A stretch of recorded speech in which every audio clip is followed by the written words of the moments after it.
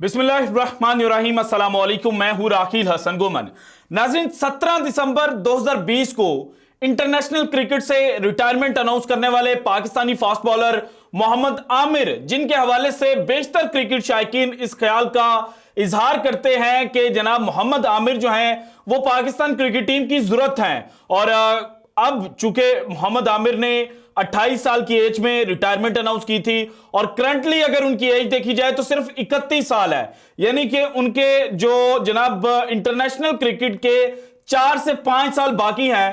तो हर दफा जब भी कोई इंटरनेशनल इवेंट, कोई आईसीसी का इवेंट होने वाला होता है तो उससे पहले जो शायकीन क्रिकेट हैं वो मोहम्मद आमिर की तरफ देखते हैं कि मोहम्मद आमिर जनाब सरप्राइज दें और कहें कि जनाब वो इंटरनेशनल क्रिकेट से जो रिटायरमेंट उन्होंने लिया है वो वापस ले रहे हैं। और अब जिस तरह से न्यूजीलैंड के खिलाफ T20 सीरीज में पाकिस्तान की बॉलिंग लाइनअप फ्लॉप हुई है, पहले 4 मैचेस की अगर बात की जाए तो पाकिस्तान को बड़ी बुरी तरह से जो फैंटी लगी है, तो उसके बाद एक दफा फिर मोहम्मद आमिर की तरफ जो शायकीन क्रिकेट है उन्होंने देखना शुरू कर दिया है। और इस दफा एक लंबे अरसे के बाद मोहम्मद आमिर ने खामोशी तोड़ते हुए पाकिस्तान क्रिकेट टीम के हवाले से एक ट्वीट की है और उस ट्वीट के अंदर उन्होंने जनाब जो T20 वर्ल्ड कप 2024 है उसके हवाले से इनडायरेक्टली बात की है। सो मोहम्मद आमिर की एग्जैक्टली ट्वीट क्या है, किस तरह से उन्होंने T20 वर्ल्ड कप 2024 के हवाले से बात की है, यह जनाब मैंने आज की वीडियो में आपके साथ शेयर करना है। इसके अलावा जो एक खबर जनाब 5वें T20 मैच के खत्म होने के बाद सामने आई है वो ये है कि कुछ जनाब जो सहाफी और यूट्यूबर्स हैं वो ये बात कर रहे हैं कि शाहीन शाह अफरीदी ने जो रिपोर्ट सबमिट करनी है वहाब रियाज चीफ सेलेक्टर को कि जनाब क्या क्या आइंदा तब्दीलियां होनी चाहिए, कौन सा खिलाड़ी इन होना चाहिए और कौन सा खिलाड़ी आउट होना चाहिए, वो मुरत्तब कर ली है। और 3 सीनियर क्रिकेटर्स के बारे में जो शाहीन शाह अफरीदी हैं वो वहाब रियाज के साथ डिस्कशन करेंगे कि इनको पाकिस्तान की जो T20 साइड है उससे साइडलाइन कर दिया जाए। सो उसकी हकीकत क्या है और जो शाहीन शाह अफरीदी और बाबर आजम की लड़ाई की अंदरूनी कहानी है वो क्या है, क्योंकि आज जब बाबर आजम बिल्कुल जनाब आउट ऑफ टच नजर आए 5-6 T20 मैच में, हालांकि पहले 4 मैचेस के अंदर उन्होंने अच्छा परफॉर्म किया हुआ था, 200 रन स्कोर किए हुए थे 150 से जायद के स्ट्राइक रेट के साथ, लेकिन आज चूंकि बाबर आजम जो हैं वो 50 का जो स्ट्राइक रेट है उसके राउंड अबाउट खेल रहे थे, तो इस वजह से जनाब यह कहा जा रहा है कि बाबर आजम किसी सूरत भी नहीं चाहते थे कि शाहीन शाह अफरीदी जो हैं वो 5वां T20 मैच जीते और उनको जनाब कुछ ना कुछ दिखाने को मिल जाए। तो इसकी सारी डिटेल्स जनाब 1 बाय 1 मैंने आपके साथ शेयर करनी है। इसके अलावा मोहम्मद हफीज जो पाकिस्तान टीम के डायरेक्टर हैं और जब पाकिस्तान टीम दौरा ऑस्ट्रेलिया के लिए जाने लगी थी तो उस वक्त उन्होंने ये कहा था कि ये टीम जो है ये हेड कोच के बगैर है और मोहम्मद हफीज कोचिंग पैनल का हिस्सा नहीं है। लेकिन फिर जनाब जो हमने देखा जनाब दौरा ऑस्ट्रेलिया और दौरा न्यूजीलैंड के ऊपर, तो हमें यह नजर आया कि मोहम्मद हफीज जो हैं वो ना सिर्फ टीम डायरेक्टर के तौर पर टीम के साथ हैं बल्कि वो हेड कोच की जनाब जो पोजीशन है उसको भी ऑक्युपाई किए हुए हैं। सो अब जनाब मोहम्मद हफीज भी एक प्रेस कॉन्फ्रेंस जो है वो करने लगे हैं और इस प्रेस कॉन्फ्रेंस के हवाले से जो जनाब इब्तदाई इतलात आई हैं वो कोई बहुत बड़ा धमाका करने वाले हैं। सो मोहम्मद हफीज क्या धमाका कर सकते हैं इसके ऊपर भी आज की वीडियो में बात करेंगे। और इसके अलावा पाकिस्तान क्रिकेट जो सिस्टम है और जो प्लेयर्स हैं वो जनाब बगावत के ऊपर उतरने वाले हैं और आइंदा चंद दिनों में कुछ खिलाड़ी जो हैं वो इंटरनेशनल क्रिकेट से रिटायरमेंट लेकर फ्रीलांस क्रिकेटर जो हैं वो बनने वाले हैं। इसके ऊपर भी जनाब आज की वीडियो में डिटेल्ड डिस्कशन जो है वो करेंगे। लेकिन सबसे पहले जनाब जो अब से चंद घंटे पहले मैंने वीडियो अपडेट की थी उसके जो लास्ट पार्ट है वो मिस हो गया सम टेक्निकल रीजंस की वजह से। सो सबसे पहले तो वो सुन लें कि जनाब पाकिस्तान के अंदर मौजूद कुछ सहाफी ये कह रहे हैं कि आज जो पाकिस्तान को कामयाबी मिली है वो न्यूजीलैंड की जनाब जो बी टीम है उसके खिलाफ मिली है और उसके लिए जो रीजन वो जनाब दे रहे हैं वो ये है कि जनाब आज ना न्यूजीलैंड के जो रेगुलर कैप्टन केन विलियमसन है वो टीम के अंदर शामिल थे, ना इनके रेगुलर ओपनर डेवन कॉनवे जो हैं वो टीम के साथ थे, और ना ही middle order batsman Daryl Mitchell जो हैं वो टीम के साथ थे। सो इस वजह से पाकिस्तान ने न्यूजीलैंड की बी टीम के खिलाफ जो जीत है वो दर्ज की है। जबकि हकीकत देखी जाए तो पाकिस्तान की जो प्लेइंग 11 थी आज की, उसको आज के मैच से पहले जो इंटरनेशनल टी20 मैचेस का एक्सपीरियंस था वो सिर्फ और सिर्फ 461 मैचेस का था। और पाकिस्तान की जो आज की बॉलिंग लाइनअप थी, ये सबसे इनएक्सपीरियंस्ड बॉलिंग लाइनअप थी पाकिस्तान की टी20 क्रिकेट की तारीख की। और दूसरी जानब न्यूजीलैंड की जानब देखा जाए तो न्यूजीलैंड के जो मजमूई जनाब मैचेस थे प्लेइंग 11 के, वो थे 639। अब आप कंपैरिजन करें कि पाकिस्तान के पास एक्सपीरियंस था सिर्फ 461 मैचेस का और न्यूजीलैंड के पास एक्सपीरियंस था 639 मैचेस का। और न्यूजीलैंड की जो आज की बॉलिंग लाइनअप थी, ये इनकी फुल स्ट्रेंथ बॉलिंग लाइनअप थी, और बैट्समैन भी जनाब इक्का दुक्का को छोड़ के बाकी सारे जनाब इनकी जो फर्स्ट प्लेइंग 11 है उसके मेंबर थे। सो ये जो बी टीम का चूरन बेचा जा रहा है, ये सिर्फ जनाब चूरन ही है, इसके अलावा इसमें कोई हकीकत नहीं है। क्योंकि फ्रैक्सन ने 35 मैचेस खेले, टिम साउदी ने 101, ईस्ट साउदी ने 108, हेनरी ने 16, मिचेल सैंटनर ने 96, Glenn Phillips 70, Mark Chapman 66, Will Young 15, Tim Seifert 55, Rachin Ravindra 18 और फिन एलन ने 39 मैचेस जो हैं वो न्यूजीलैंड की जानिब से खेले हुए थे। सो अब आते हैं जनाब अब जो हमारा मेन टॉपिक है और शाहीन शाह अफरीदी की जो रिपोर्ट है। बल्कि उससे पहले जनाब इस वक्त जो पाकिस्तान के अंदर सबसे बड़ा इशू हाईलाइट हो रहा है वो है जनाब आजम खान को IL T20 के लिए NOC जो है वो पाकिस्तान क्रिकेट बोर्ड ने जारी कर दिया, लेकिन मोहम्मद हारिस जो है उनको NOC जारी नहीं किया गया। और अगर देखा जाए तो जिस रीजन की बुनियाद पर यह कहा जा रहा है कि मोहम्मद हारिस को NOC BPL के लिए जारी नहीं किया गया, वो ये है कि जनाब जो सीजन 2023 से लेकर 2024 तक है उसके दौरान पहले ही मोहम्मद हारिस जो है वो 2 इंटरनेशनल लीग्स खेल चुके हैं। लेकिन अगर इसी चीज को जनाब सिर्फ बेस बनाया गया है तो फिर आजम खान भी जनाब पहले जुलाई के अंदर जो कनाडा की T20 लीग थी वो खेले, फिर जनाब सितंबर के अंदर उन्होंने CPL खेला। तो जुलाई 2023 से लेकर जुलाई 2024 तक का जो सिनेरियो बनता है उसमें फिर आजम खान भी 2 जनाब जो इंटरनेशनल लीग्स हैं वो खेल चुके हैं। सो इसके बाद एक और काउंटर ये फेंका जा रहा है कि जनाब जो आजम खान हैं उनका जो सेंट्रल कॉन्ट्रैक्ट आए थे उससे पहले ही जो IL T20 है उसके साथ कॉन्ट्रैक्ट हो चुका था।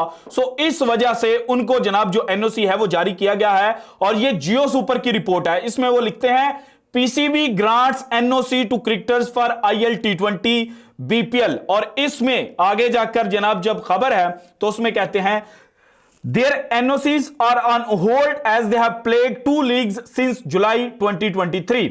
और फिर कहते हैं players who have contracts in IL T20 are exempted from this requirement since they were signed by the franchises before the central contracts। और आजम खान ने चूंकि ना तो वो सेंट्रल कॉन्ट्रैक्ट का हिस्सा है जो पाकिस्तान टीम को मिला और जो डोमेस्टिक कॉन्ट्रैक्ट है उसमें वो लाजमी शामिल हैं, तो जनाब जो IL T20 का इनका मुआहदा है वो कॉन्ट्रैक्ट आने से पहले हो चुका था। सो मैंने डिग आउट किया, मैंने कहा देखें तो सही जनाब कब हुआ था। सो पाकिस्तान को सेंट्रल कॉन्ट्रैक्ट मिला था पाकिस्तान के खिलाड़ियों को 27 सितंबर, जब पाकिस्तान ने भारत ट्रैवल करना था वर्ल्ड कप के लिए।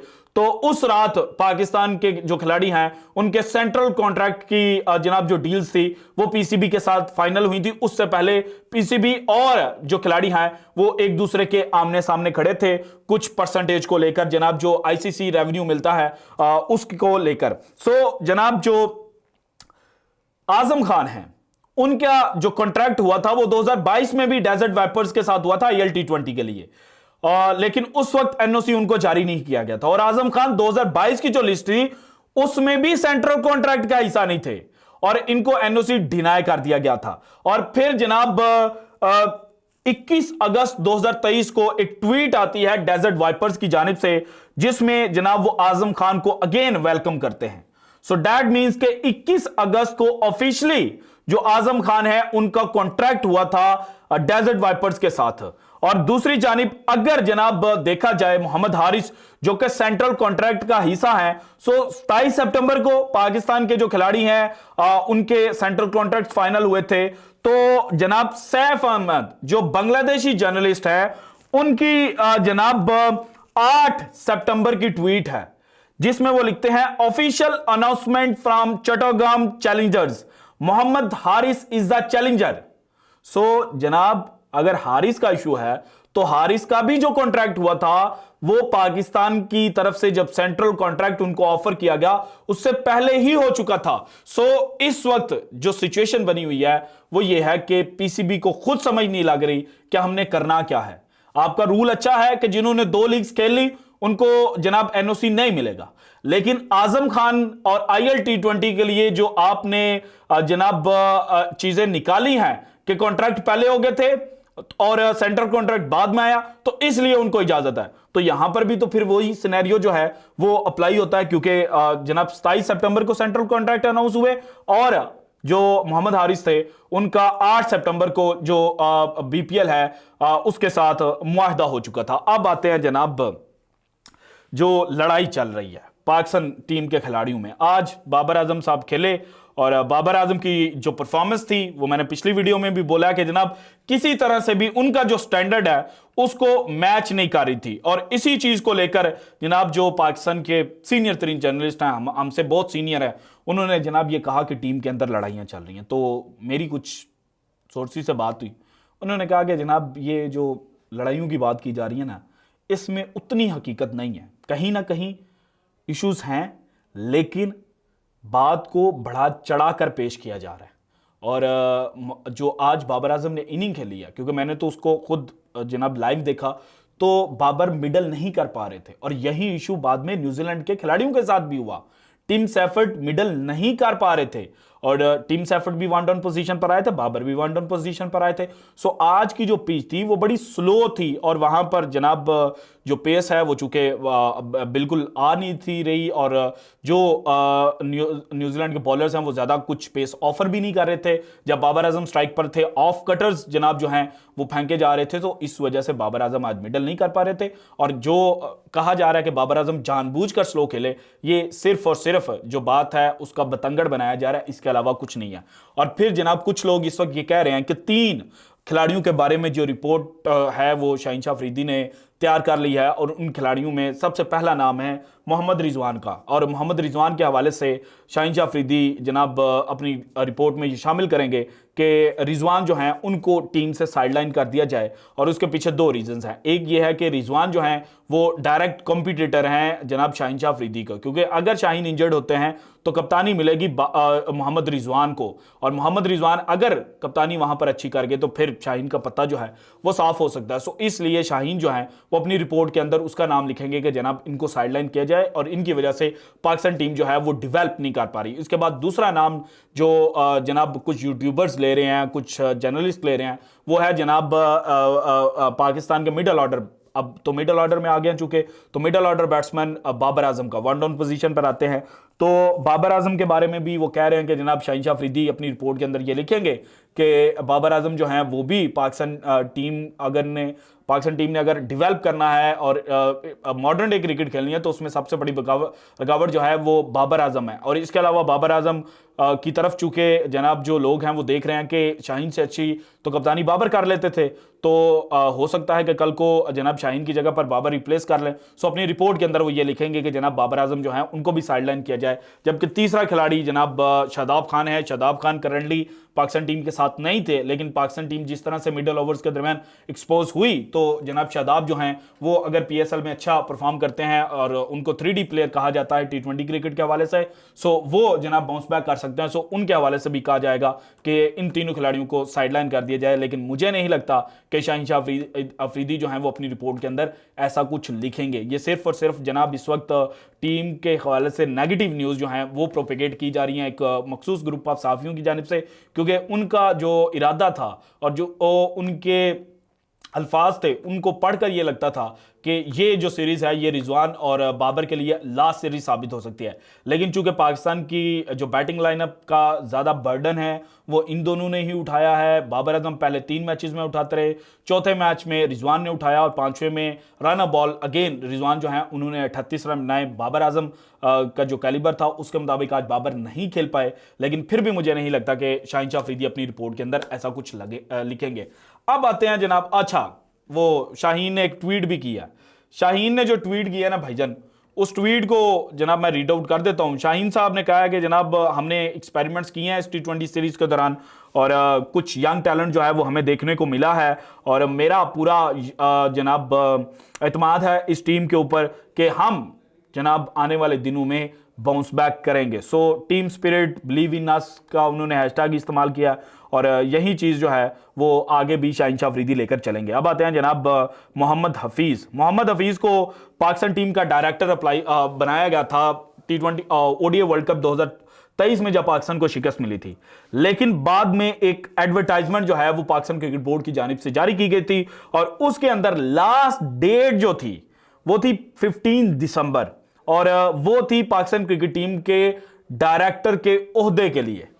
और जो पाकिस्तान क्रिकेट बोर्ड को चलाने वाली IPC मिनिस्ट्री है उन्होंने जनाब पाकिस्तान क्रिकेट बोर्ड को रोक दिया था ये जो इतनी बड़ी अपॉइंटमेंट है वो करने से। सो मोहम्मद हफीज का जो कॉन्ट्रैक्ट था वो जुबानी कलामी चल रहा था ज़का अशरफ साहब के साथ और ज़का अशरफ साहब और मोहम्मद हफीज जो हैं वो यकजान थे और दोनों की पॉलिसीज भी सेम थी। लेकिन अब चूंकि ज़का अशरफ जा रहे हैं और नई मैनेजमेंट आएगी तो फिर जनाब मोहम्मद हफीज का गुजारा जो है वो पाकिस्तान क्रिकेट टीम के साथ नहीं हो पाएगा। सो इसीलिए अब जब मोहम्मद हफीज जनाब न्यूजीलैंड से वापस पाकिस्तान पहुंचेंगे, यहां पर वो एक प्रेस कॉन्फ्रेंस करेंगे और सोर्सेज ये बता रहे हैं कि जनाब इस प्रेस कॉन्फ्रेंस के अंदर मोहम्मद हफीज अपने आप को सच्चा साबित करेंगे, अपने आप को जनाब राइट माइंड वाला और राइट प्रोफेसर साबित करेंगे और कहेंगे कि खिलाड़ियों की गलतियां हैं, जो प्लान्स इनको दिए गए थे वो एग्जीक्यूट नहीं कर पाए और फिर जनाब वो साथ ही ये कहेंगे कि मैं मजीद पाकिस्तान टीम के डायरेक्टर के तौर पर काम नहीं कर सकता। So this is it from today's episode. अगर आपको वीडियो पसंद है तो लाइक कीजिएगा, ज्यादा से ज्यादा शेयर कीजिएगा, अपनी कीमती राय का इज़हार लाजमी कीजिएगा और अगर आपने अभी तक चैनल को सब्सक्राइब नहीं किया तो कर दें। शुक्रिया, अल्लाह हाफिज।